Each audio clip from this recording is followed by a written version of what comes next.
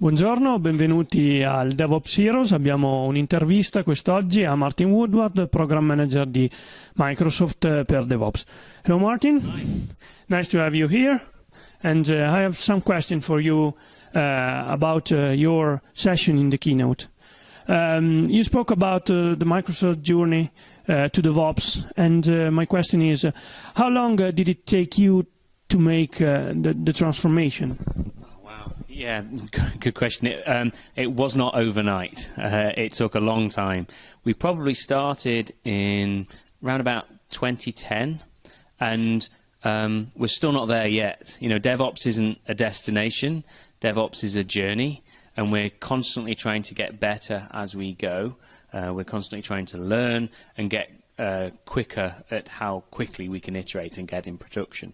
When we started, I remember we shipped into Azure as a service, and then I think it took us 6 months to ship again.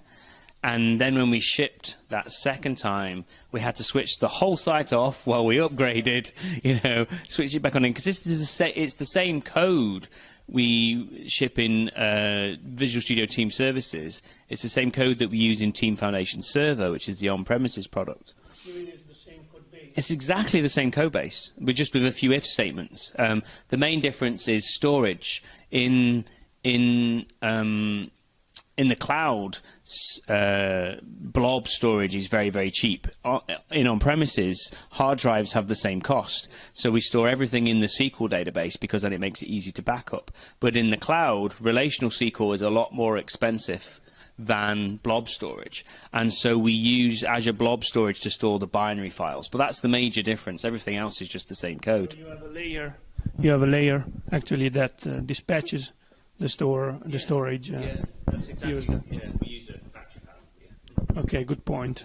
But 2010. Yeah, exactly. Oh my God.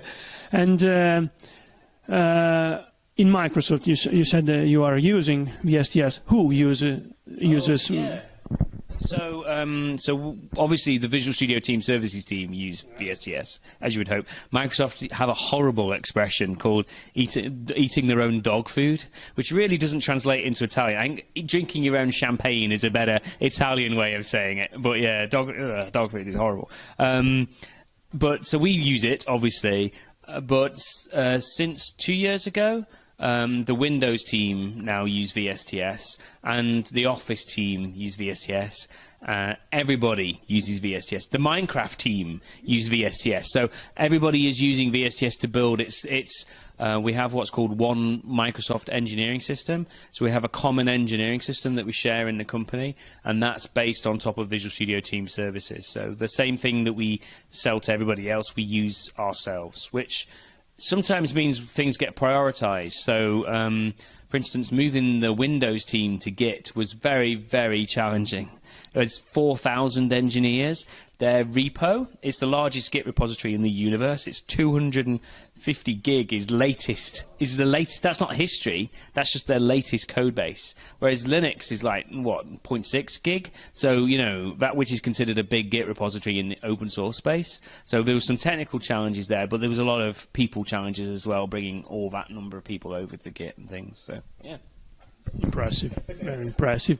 But why did you decide to standardize on Git version control? So there's a few reasons.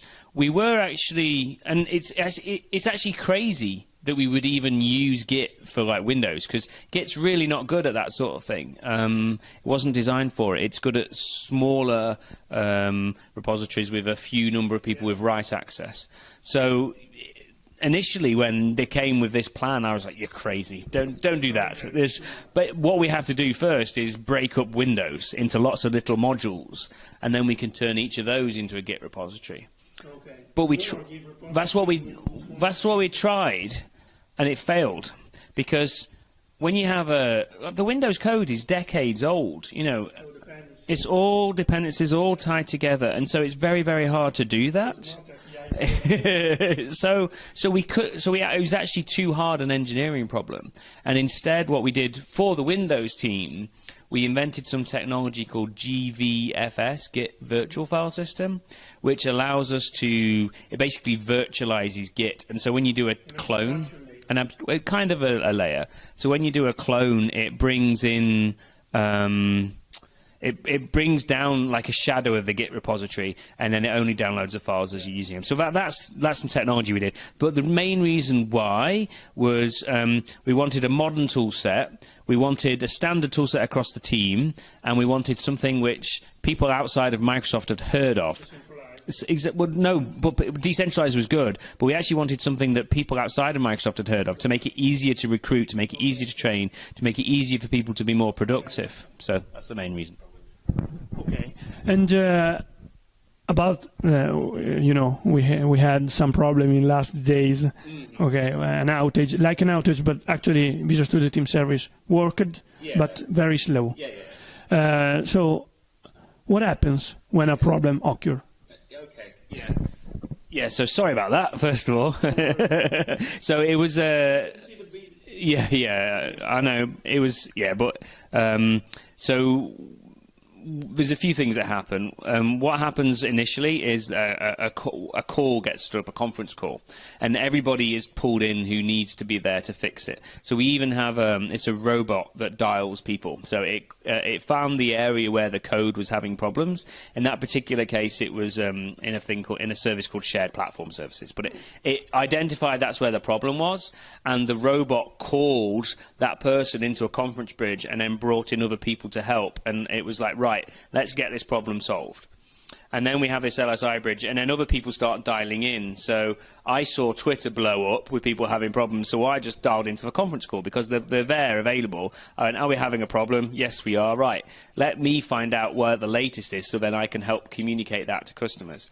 And that's one of the key learnings, is to be completely transparent when things like this are happening. Explain why there's a problem. Yes, we do know there's a problem. We are working on it. We're really sorry. And we're, give people, like, this is kind of where we're going, we think it's going to be better around then. So be transparent.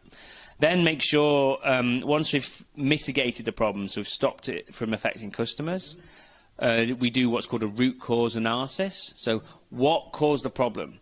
An answer isn't, well, we switched the machine off and on again and then it was fixed. What really caused the problem? We need to know why it happened so we can stop it happening again, but also so we can improve how quickly we see that problem in the future so that it avoids exactly root cause. And then finally we make sure that we fix those within 2 sprints is kind of the goal. But we always, when we have a problem like we had last week where it impacted the performance for everybody, it was a big problem, we do a blog post that kind of explains all about it. You can read all about what happened, why, and we believe in being just 100% transparent with people. If we do have a problem, we've let ourselves down, we have to explain why we did that and what we're going to do in the future so you can have confidence in us again. Good. It was a big problem, but well managed in the end. So, last question.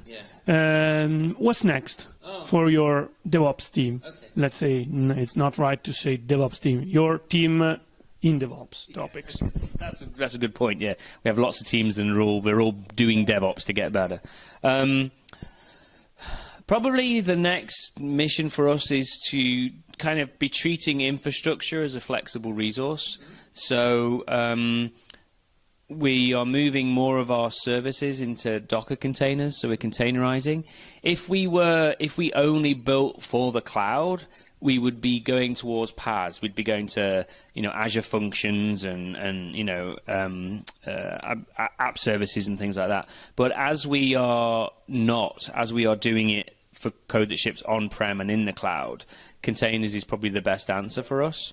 And it allows us to give like disaster recovery and scalability and all those sorts of things. So yeah, we're slowly containerizing. But this is an old code base that we've moved to the cloud. So we've split it into 2 major services.